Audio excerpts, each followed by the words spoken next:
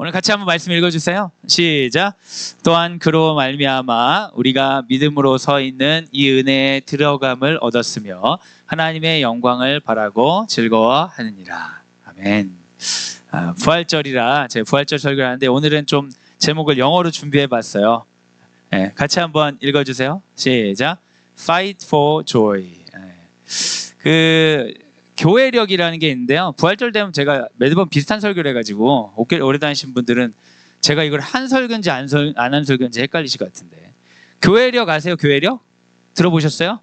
목사님들이 설교할 때 보면 스톨 색깔을 바꿔 있죠? 그게 이제 교회력에 의한 건데, 스톨 색깔은 4가지예요. 근데 원래 이 색깔이 아닌데 색깔이 잘못 나왔네. 이제 원래 그 교회력의 시작은 애드벤트, 이게 그 대림절 기다림을 생각한 보라색으로 시작해서 크리스마스는 하얀색, 그리고 여기는 이제 그 여기랑 여기 넓은 데는 오디너리 시즌이라고 해가지고 초록색이거든요. 초록색은 별 의미가 없어요. 네, 초록색을 지나고 나면 이게 보라색이 기다림인데 두 번째 기다림이 있어요. 두 번째 기다림이 사순절. 네, 사순절하고 성금요일날 빨간색 한 번 있고요. 성금요일날 빨간색 한 번 하고 나면 이제 부활주간이에요. 여긴 노란색으로 되는데 이게 하얀색입니다. 그래서 부활주간을 쭉 지나고 나면 이 펜타코스트, 이제 그 성령 강림주일 하고 나서 다시 오디너리 시즌, 초록색을 쭉 가고 이렇게 돌아가는 겁니다. 그래서 4가지 색깔을 가지고 하는데, 여러분 그 우리가 알고 있는 상식과 좀 다르게 부활절이 좀 길지 않아요? 그죠? 우리는 부활절은 그 지난주에 끝난 걸로 알고 있는데, 이 크리스찬 이어에서는 부활절이 굉장히 길단 말이에요. 근데 실제로 부활절은 되게 길어요. 한 주가 아니에요.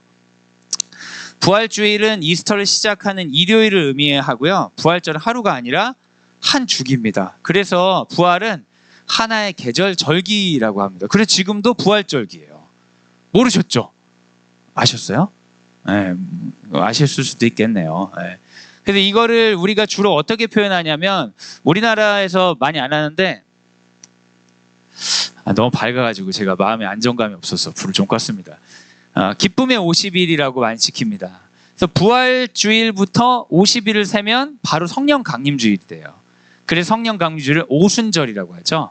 그리고 구약에서는 처음에 그 이삭을 베고 50일 후에가 그 오순절입니다. 77절이라고 하는데, 그 추수가 완전히 끝나는 날인데, 그게 신약에서는 성령 강림 주일이 된 거예요. 그래서 우리 부활절을 지키는 방법은 부활주일 하나가 아니라 50일 통으로 부활절기를 지키는 게 원래 교회력의 방식입니다. 다른 나라에서는 사순절만큼 기쁨의 50일을 지키는 문화가 남아있는 경우도 있어요.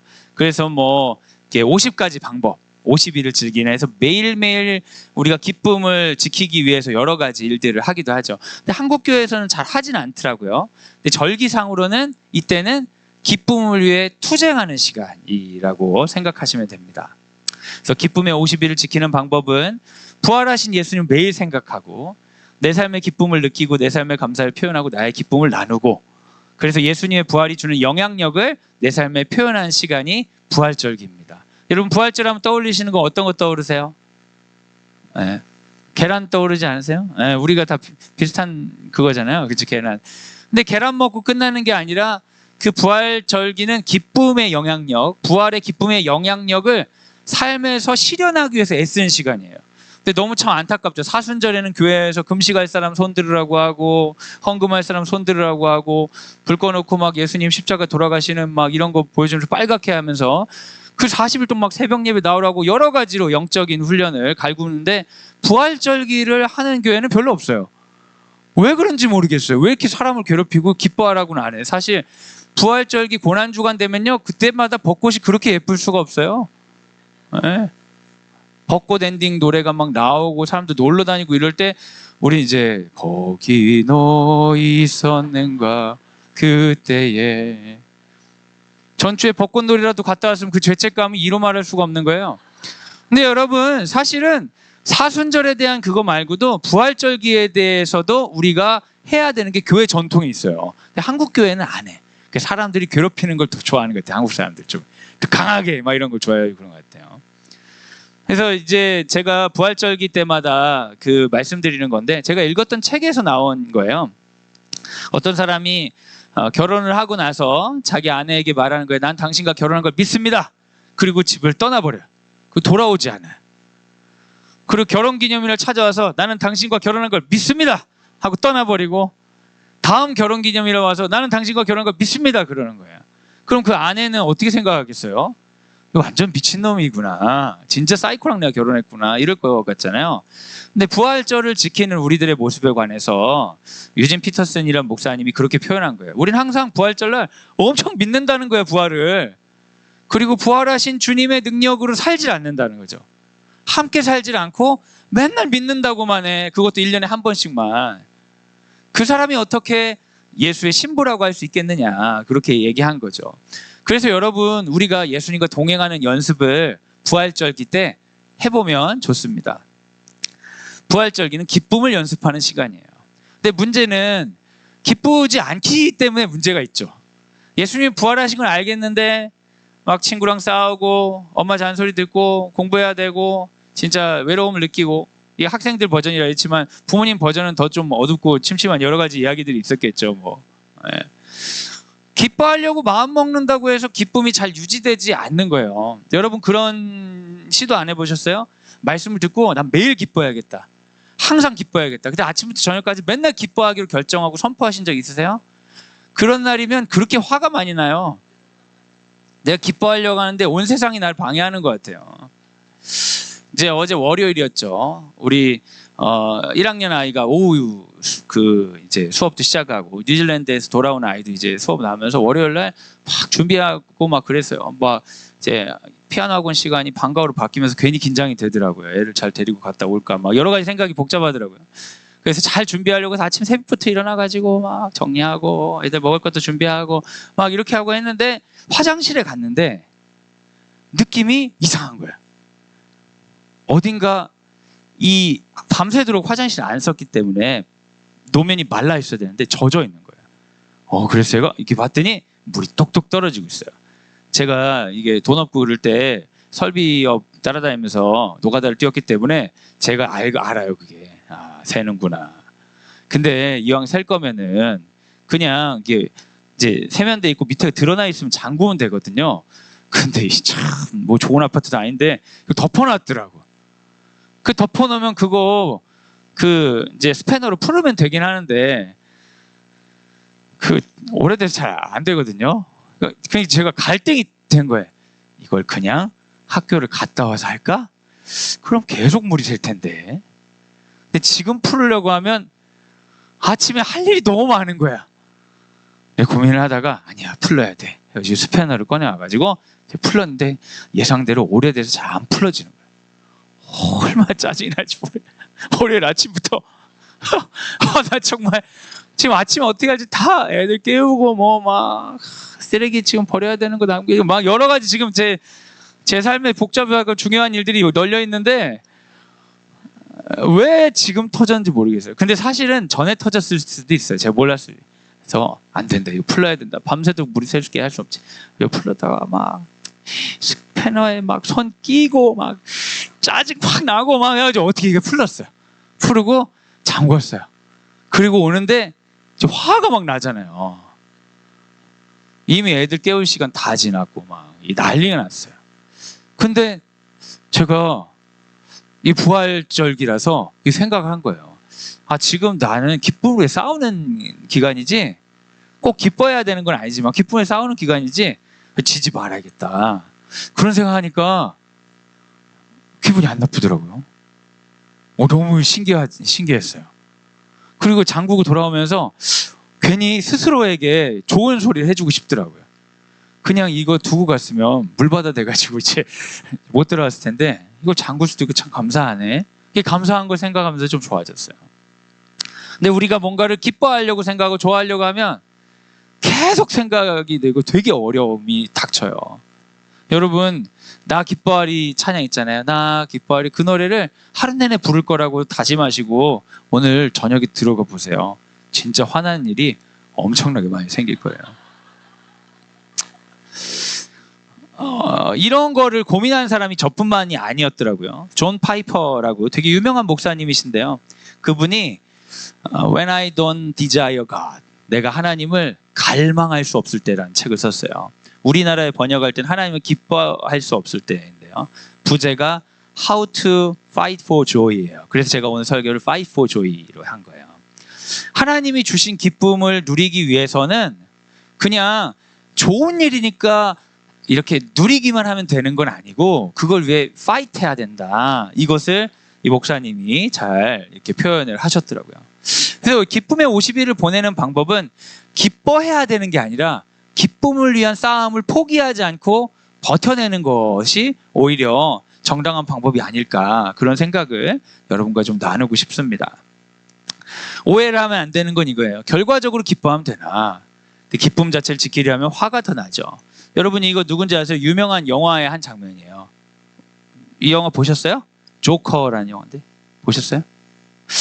네, 제가 봤다는 얘기는 안 해야 될 것 같아요, 분위기가. 그래서 여러분, 우리의 목적은 기쁨 자체가 아니라, 갈망이나 기쁨이 아니라 우리의 목적은 존 파이퍼 목사님이 하신 얘기가 하나님을 기뻐하는 것이다.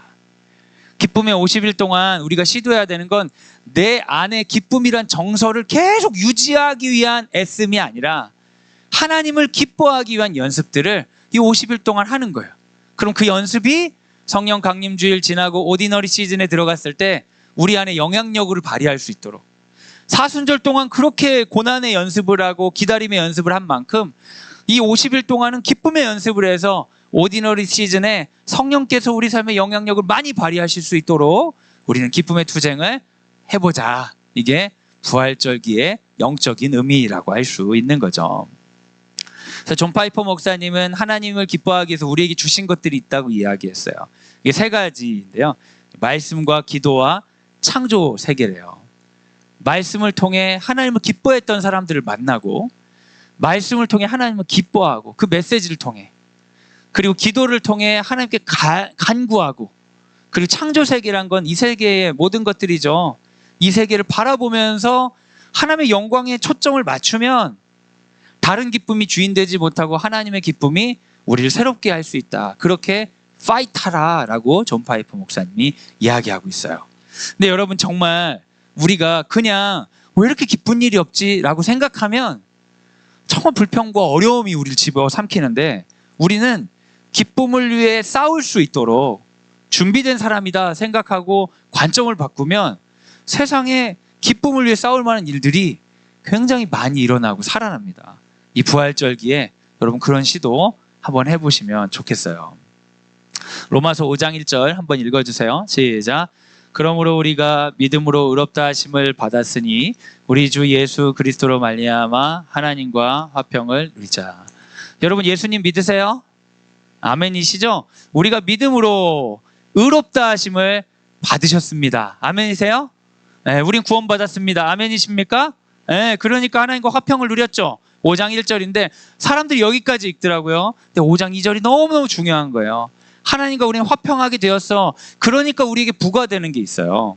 5장 2절 한번 읽어주세요. 시작. 또한 그로 말미암아 우리가 믿음으로 서 있는 이 은혜에 들어감을 얻었으며 하나님의 영광을 바라고 즐거워하느니라. 믿음으로 구원을 받은 사람에게 부과되는 의무예요. 그건 하나님을 바라보고 즐거워하기 위해 자기 삶의 방향을 정하라는 거예요. 전 예수 믿고 구원받았는데 왜 그럴까요? 아니, 구원은 예수님이 하신 일이고 우리에게 주어진 것은 그분을 바라보고 즐거워하기 위해서 fight for joy를 해야 되는 겁니다. 왜냐하면 이 세계에 죄악이 가득하기 때문에 예수님이 날 위해 구원하셨다고 해도 삶의 기쁨들이 막 침투해 들어오는 건 아니에요. 그것은 예수님이 날 구원하셨다는 믿음을 가지고 우리가 싸울 수 있는 거죠. 그런데 이 싸움이 할 만한 이유는 이 싸움과 시작과 끝을 하나님이 해주시겠다고 했잖아요. 시작은 이미 예수 그리스도의 십자가를 하셨고 종말의 마지막으로 완성해 주실 것이기 때문에 우리는 이미 이긴 싸움을 해보라는 거예요. 물론 이 이긴 싸움이 편하지는 않죠. 계속 넘어질 거예요. 하지만 결과적으로는 반드시 승리한다.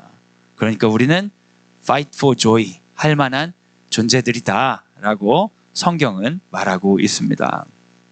제가 만났던 학생의 이야기인데요. 굉장히 논리적인 학생이었어요. 우울증이 걸리면 이제 지적 기능이 좀 이렇게 퇴화되는 경향이 있는데 그래도 자기가 우울해야 되는 이유에 관해서는 그렇게 논리적일 수가 없어요. 그 웬만한 사람을 다 설득하는 거예요. 걔가 했던 내용들, 오랫동안 저에게 했던 내용을 요약하면 대충 이런 거예요. 앞으로 여러분이 혹시 이제 남편이나 그 아이를 위해서 최선을 다하다가 계속해서 나를 최선을 다하게 시키는 것 같다. 그럼 이런 논리로 나아가시면 여러분 상당히 가족들을 무력화시키실 수 있습니다. 이건 학생 버전인데요. 원하시면 제가 아줌마 버전도 가르쳐 드릴게요. 내가 왜 사는지 모르겠어요. 의미가 없어요. 이렇게 산다고 최고가 될 수도 없잖아요. 최고가 될 수가 없는데 노력하기 싫어요. 나는 그런 삶이 싫어요. 내 삶을 설득할 수가 없어요. 너무 논리적이지 않아요? 저는 매일매일 노력하고 있어요. 그런데 노력을 해도 잘 될 수는 없어요. 그럴 바엔 노력도 안 하고 싶어요. 근데 노력을 안 하면 안 된다면서요. 그러니까 안 살면 안 되나요? 너무 논리적이고 되게 설득력 있잖아요. 와, 야 상당히 설득력 있다. 제가 되게 칭찬해 줬어요. 그 아이를. 여러분 사실 정직하게 얘기하면 삶을 즐거워할 이유는 소수에게밖에 없는 거예요. 이 논리로는. 삶을 즐거워할 이유가 소수에게밖에 없는 거예요. 이 논리로 이해하면. 근데 이 아이는 전제가 잘못됐다는 걸 인정을 안 하는 거예요. 삶은 이래야 되잖아요. 이 친구는 하나님을 기뻐하는 방법은 모르지만 삶을 기뻐할 준비를 하고 있는 거예요. 근데 삶을 기뻐할 준비가 그 아이를 불행하게 만드는 거예요. 아, 근데 돈은 이 정도 벌어야 되는 거 아니야? 삶을 기뻐하고 싶은 거예요. 기준이 있는 거죠. 그 정도 돼야 된다고. 사람들로부터 이런 평가는 받아야 되는 거 아니야? 찌질하게 루저로 살면 안 되잖아. 어떤 삶에 대한 기대와 기쁨과 갈망이 있어요. 그런데 그 갈망이 이 사람을 죽게 만드는 거예요. 왜냐하면 이 사람이 느끼는 삶을 즐거워할 이유는 소수에게만 있는 거예요. 그런데 여러분, 하나님은 어떤 분이냐면 우리 모두에게 하나님이 되어주신대요. 하나님을 즐거워하면 삶이 선물이 되는데 하나님 모두에게 즐거움이 되어주신다는 거예요. 그리고 하나님을 즐거워할 이유는 분명히 있어요. 여러 가지 여러분이 하나님 즐거워하지 못할 이유가 여러 가지 있을 수도 있어요. 왜 내가 이렇게 태어났는지, 왜 한국인지, 왜 우리 가정에 이런 문제가 있는지 여러 가지 이유가 있을 수 있는데 그런 걸 차치하더라도 기뻐할 이유 너무 선명한 거 분명한 건 하나 있어요. 그게 바로 뭐냐? 그게 바로 예수님의 십자가와 부활이에요. 그래서 여러분 부활절기는 기쁨을 위해 싸운 데 있어서 가장 강력한 무기예요. 네 삶이 불행할 수 있어. 너의 태어남이 어려울 수 있어. 원하지 않는 경험을 했을 수 있고 지금 원하는 삶의 방식이 아닐 수 있어. 하지만 너를 위해 하나님의 아들이 십자가에서 죽으셨고 부활하셨어. Fight for joy. 우리가 싸우기 위해 가장 강력한 무기를 하나님께서 주시는 날이 부활절기입니다. 그래서 이 부활에 집중하면서 기쁨을 위해 싸우세요. 네, 막 웃고 다니시라는 게 아니에요. 안 좋은데 웃고 다니면 조커처럼 보여요. 무서워요. 그러지 마세요. 안 웃으셔도 돼요. 그런데 기쁨을 잡아먹고 삼키려고 하는 것들에게 여러분의 영혼을 양보하지 마세요. 여러분을 위해서 예수께서 십자가에서 못 박혀 죽으시고 그리고 우리 삶을 초청하시면서 지금 부활하고 우리를 부르고 계세요. 기분 좋아지죠? 네, 아니세요? 아니면 50일 동안 연습을 좀 이렇게 하시면 됩니다. 그래서 존 파이퍼 목사님은 말씀 속에서 하나님과 하나님을 즐거워했던 사람을 만나라고 이야기하고 있어요. 기도 가운데 주님께 갈망을 드러내라고 창조 세계를 통해 그분의 영광을 바라보라고 도전하고 있습니다.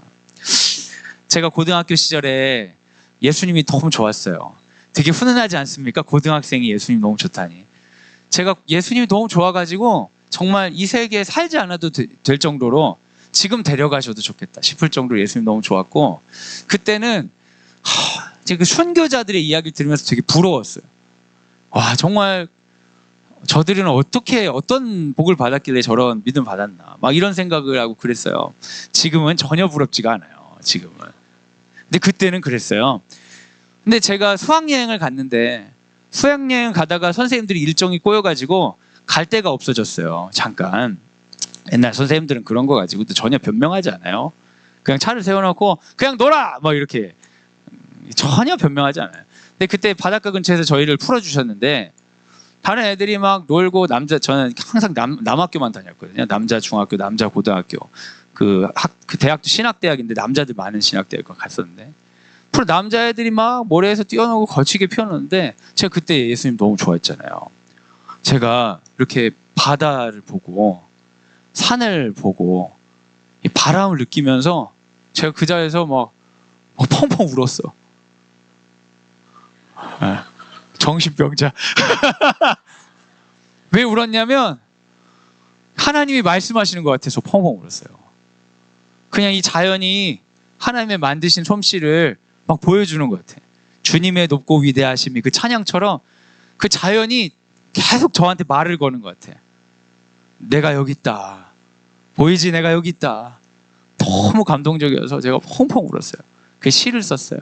시를 쓰고 곡을 붙여서 노래를 만들고 지금은 이제 그 노래가 어디 갔는지 모르겠어요. 악보를 잊어버려가지고. 근데 여러분, 우리가 그냥 바닷가에 가서도 하나님을 발견하려고 fight for joy 하기로 결정하면 그곳에서 하나님이 우리에게 새롭게 말을 거실 수 있어요. 제가 이런 환청을 듣는다는 얘기는 아닙니다, 여러분.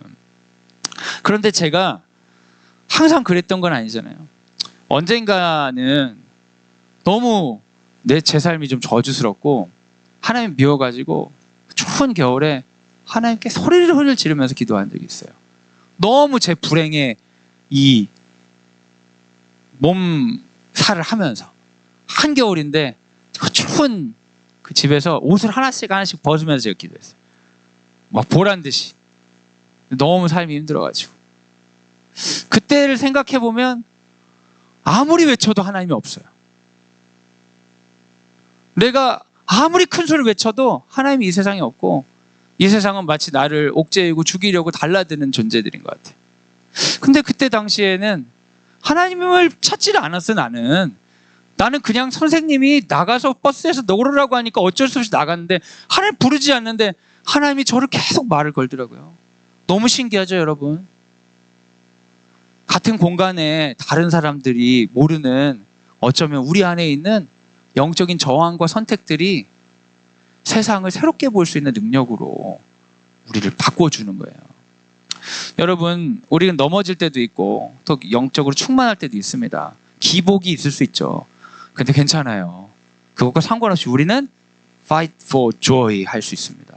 왜냐하면 예수께서 우리를 위해 죽으시고 부활하셨기 때문입니다. 오늘은 기도회 안 하고 기도하고 축도하고 마치도록 하겠습니다. 기도하겠습니다. 하나님 감사합니다. 부활의 절기를 우리에게 허락해 주셨습니다. 아이들이 4월에 되면서 더 많은 일들이 있을 것이고 우리가 예상하지 못한 어려움도 겪을 것입니다.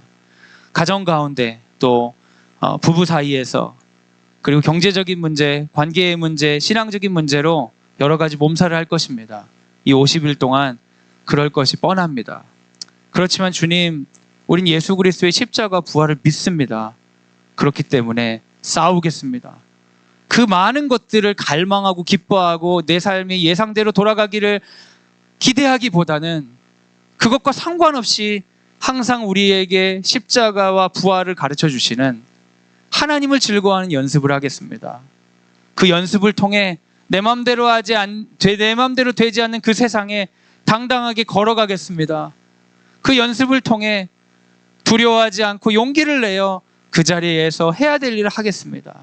그때 주님, 우리 안에 있는 기쁨을 대한 저항이 능력이 되어 우리뿐만 아니라 누군가에게 전해지게 하여 주시고 이 기쁨의 훈련들이 우리 삶 가운데 성령님의 초청이 되어서 오디너리 시즌 성령 강림 주일 성령님께 깊게 기도하고 내 삶의 중심으로 나아갈 때 더 수월하게 기뻐할 수 있도록 손을 붙잡아 주시옵소서. 이제는 예수 그리스도의 은혜와 하나님의 사랑과 성령의 교통하심이 부활절기를 맞이하여 하나님의 영광을 바라보고 즐거워하겠습니다 다짐하는 사랑하는 광성드림학교 모든 식구들 위해 지금부터 영원까지 함께 하시기를 간절히 축원하옵나이다. 아멘. 우리 하나님께 영광의 박수를 올려드리겠습니다.